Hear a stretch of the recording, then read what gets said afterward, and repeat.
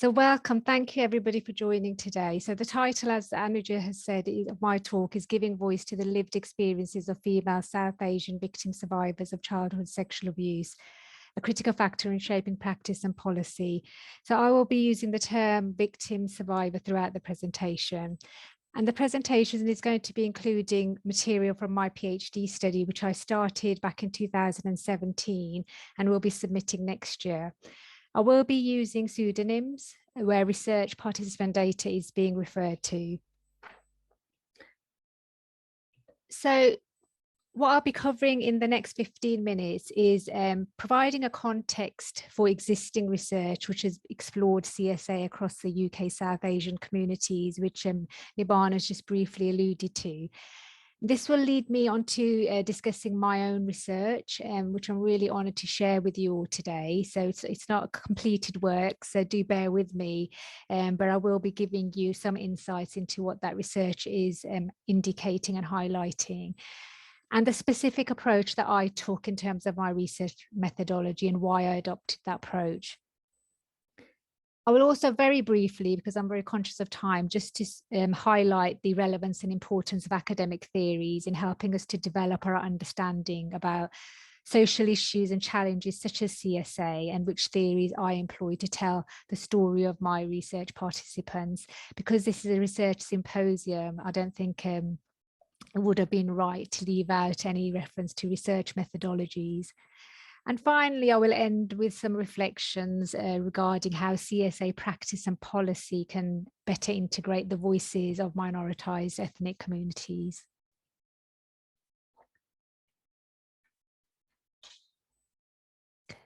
So child sexual abuse continues to be documented as a highly prevalent form of abuse across communities and across the world.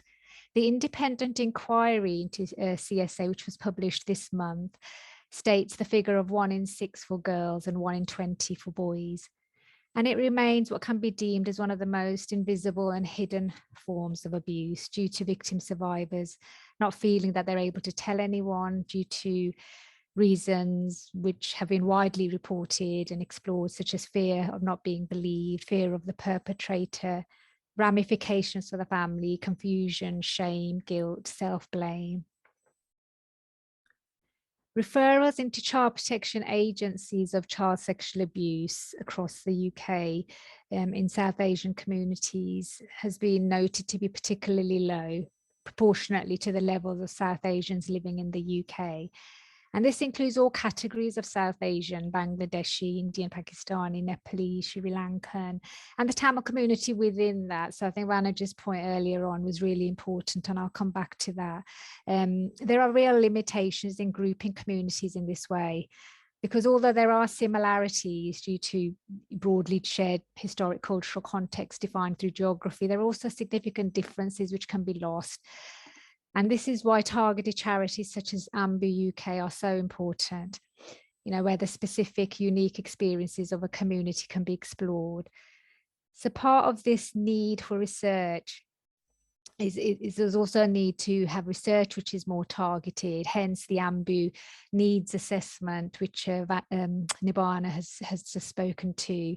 And I know there was a comment in the chat about whether you'll get a copy of that report, and it will be shared with everybody here today after the event. So the paucity of research is concerning, and it was what led me to start my own journey in this topic, really, because without research, we will remain uninformed about lived experiences of victim survivors from the different communities which are a part of the UK.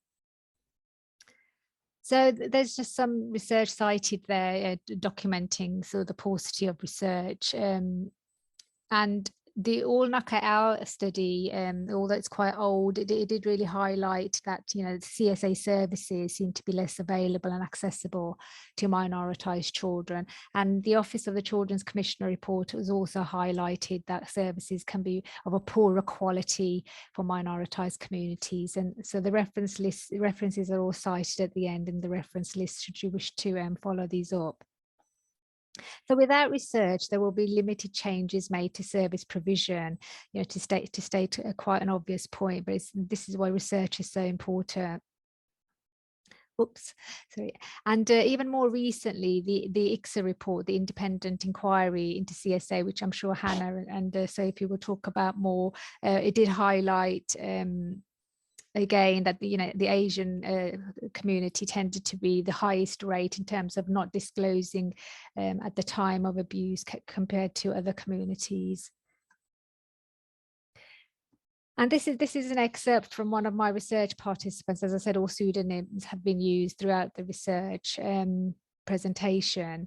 And I always remember this has really stayed with me quite powerfully. And it was such a relief. And when Layla said this was finally somebody's actually doing some research into it, because it's something that needs to be done. And this was shared across the participants in different forms. There was a sense of relief that this research is actually taking place. So cultural barriers are often cited as the reason for low referrals, and particularly shame and honor, or sharam and izzat, which is known in lots of South Asian communities. And in Tamil, we talk about avanam. I'm going to try to pronounce this right. Sorry, I'm not of Tamil background. I'm of Indian background, but I hope I do justice to this pronunciation. Forgive me if I don't. But in Tamil, shame is Avan Manam, and honor is Gauravam. And the terminology is really, really important. So shame and honor is cited in lots of documentation, and they've become quite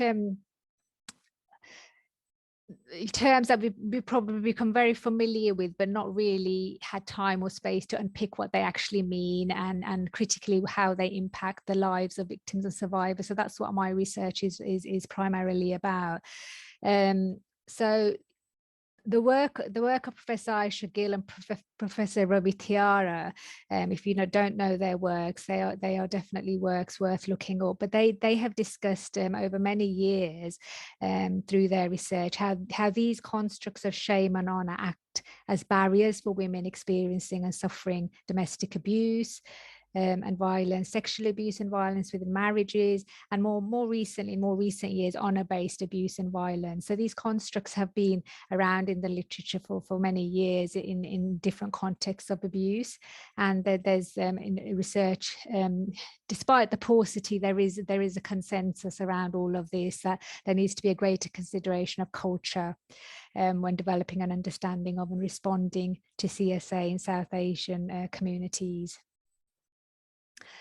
So I don't want to talk too much about the independent inquiry into child sexual abuse, because we have speakers here today who will be much better informed than myself to talk about it. But I just wanted to draw out the relevance in terms of my research. So the ICSA report highlighted in 2020, where the sub-report was looking at child sexual abuse within minoritized communities.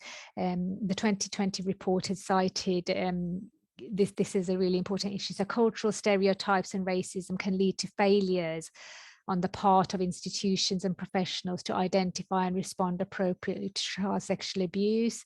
The report that was published this year draws upon another lived experience of a survivor, male group participant stating, I did a lot of bad things. I was playing up, and I think it should have been picked up on that something's wrong. But I think if a child of color or black kid or Asian kid maybe plays up and does things and gets violent or whatever, it's sometimes seen as typical. The report also indicated that in some areas, the treatment of staff of children in care who were from ethnic minority communities was racist, hostile, and abusive.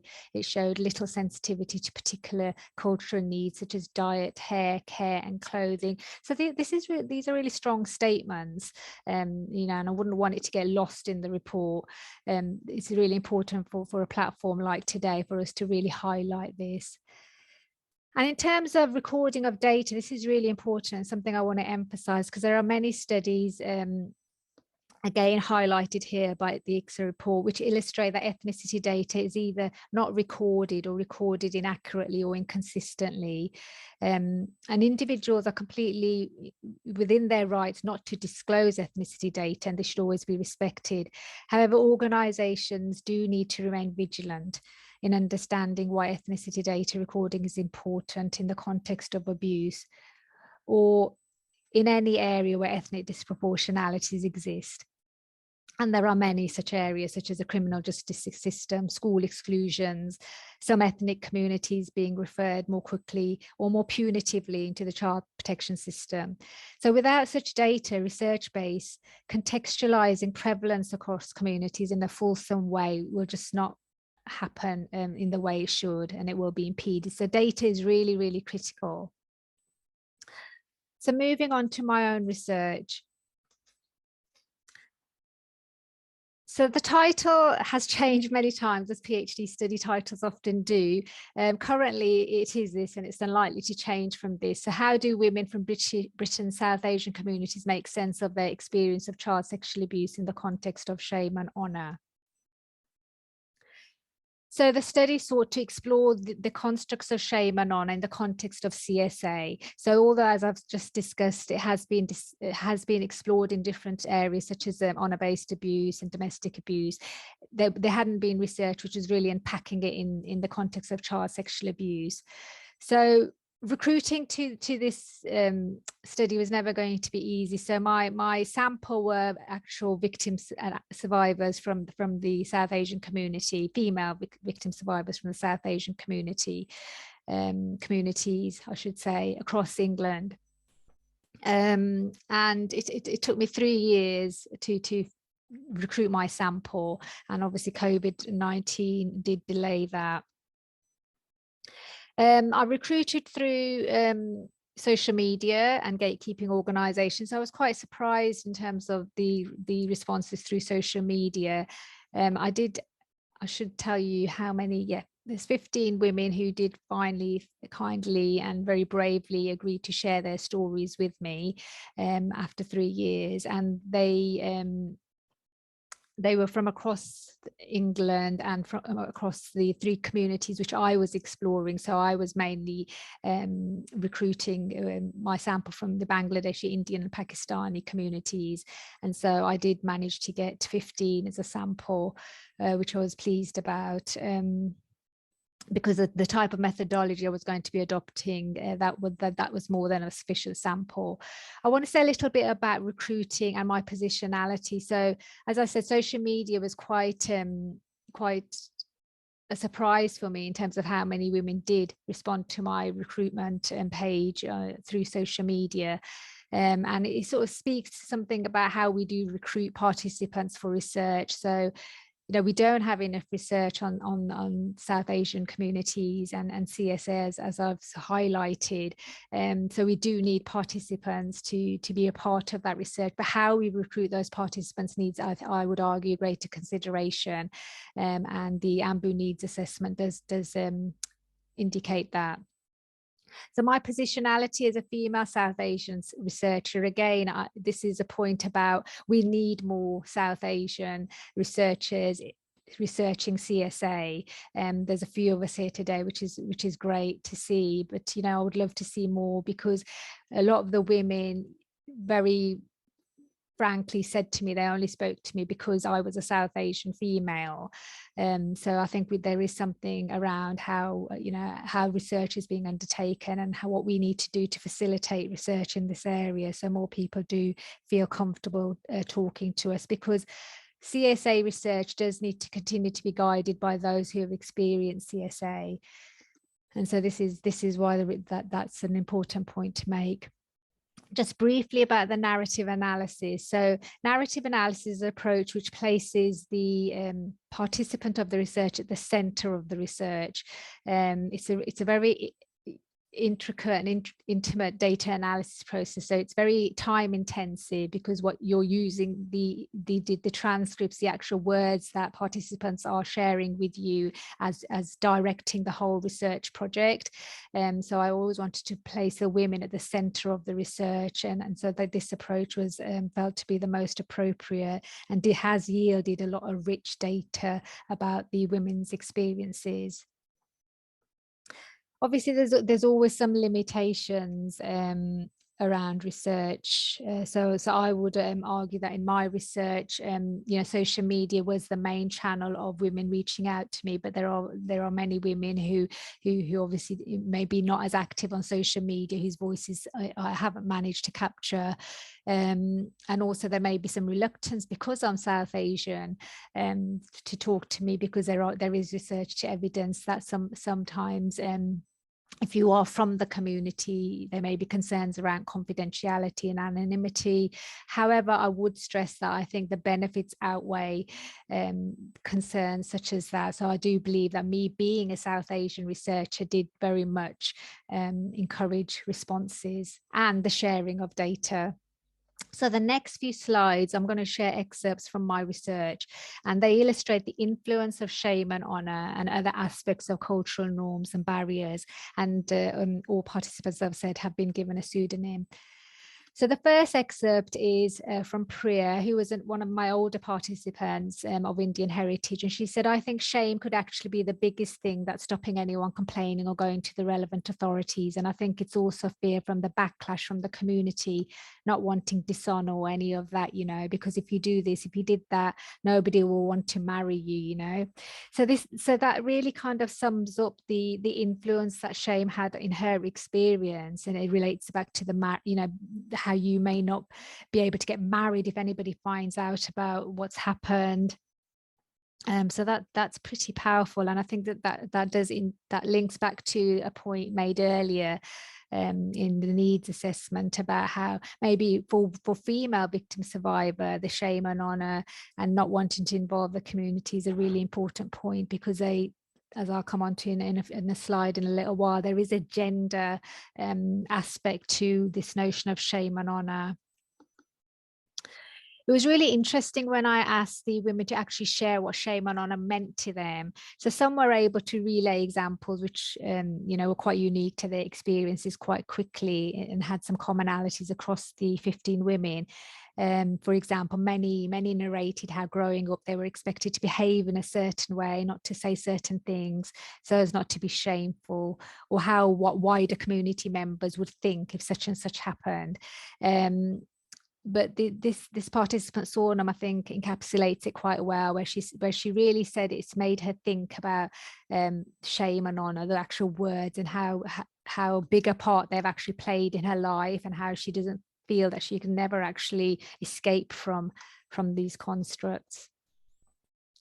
This quote this quote is really important in the sense of how we talk about sexual relations. So several women felt very strongly about the lack of a language to talk about sex and sexual relations growing up.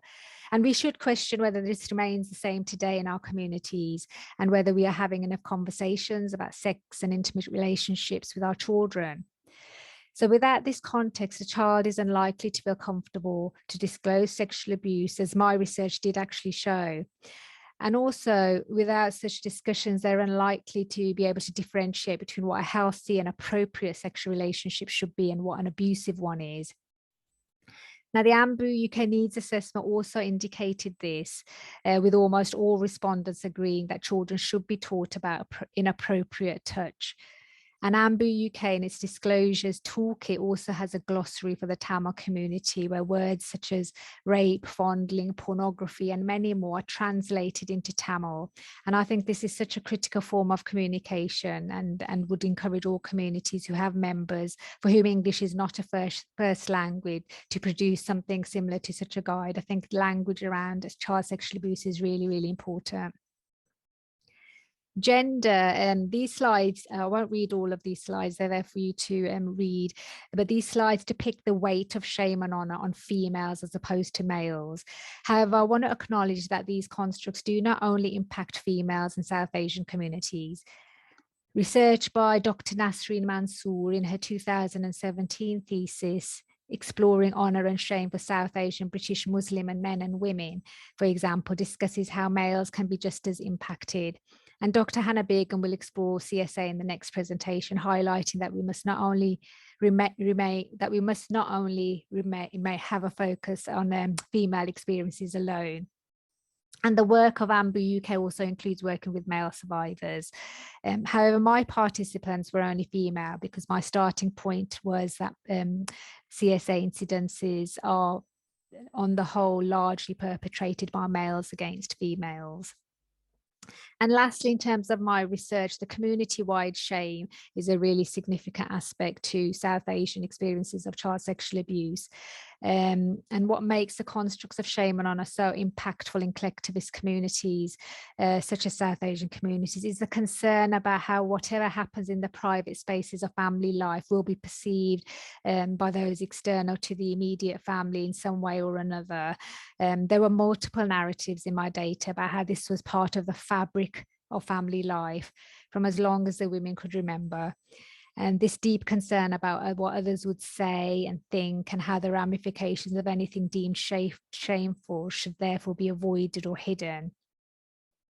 So CSA is, in light of all that, is something which would, as one of the women said, have been the ultimate shameful thing, which prevented her from ever disclosing.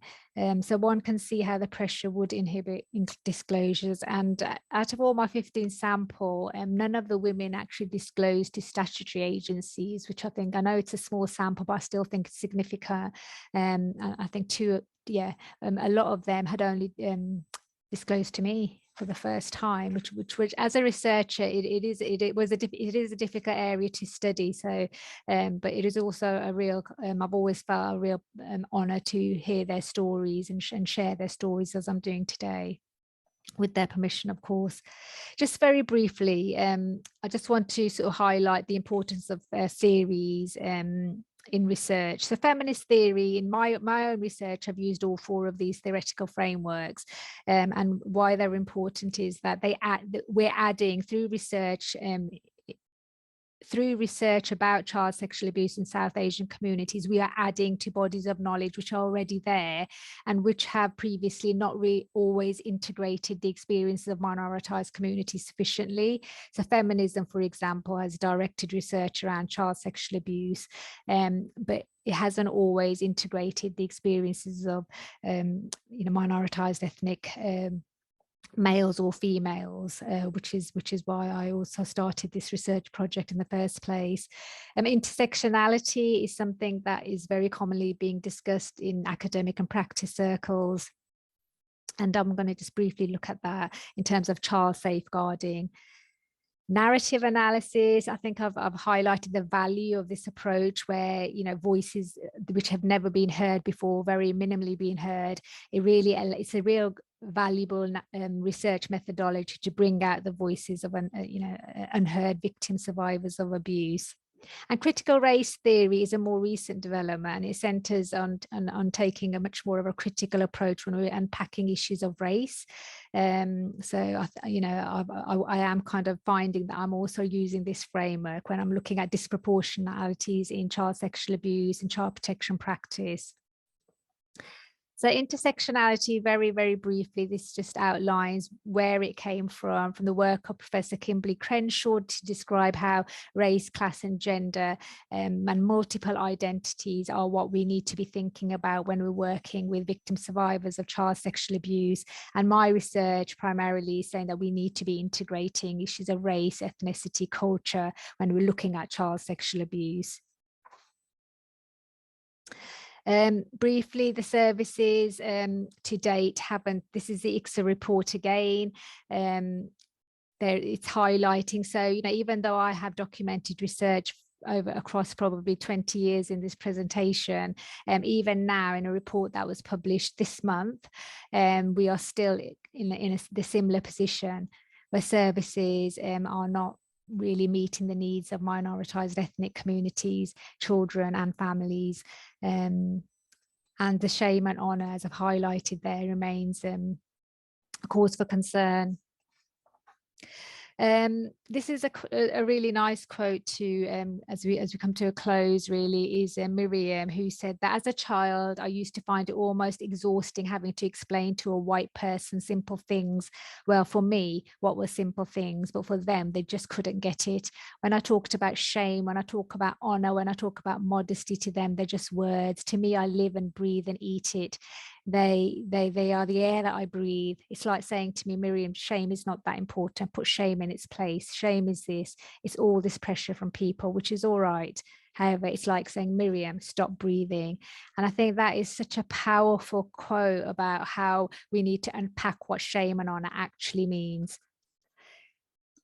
I'm very conscious of time, and we've got a lot to go through, so I'm not really going to go through the rest of my slides because I will be making them available. But these slides are just looking at how intersectionality in child protection is really important. So I'm a child protection academic, so the reason I'm doing this research is that so children in South Asian communities, their experience of child sexual abuse deserves greater attention, and we really need to sort of understand how race, ethnicity and culture are really important in their experiences.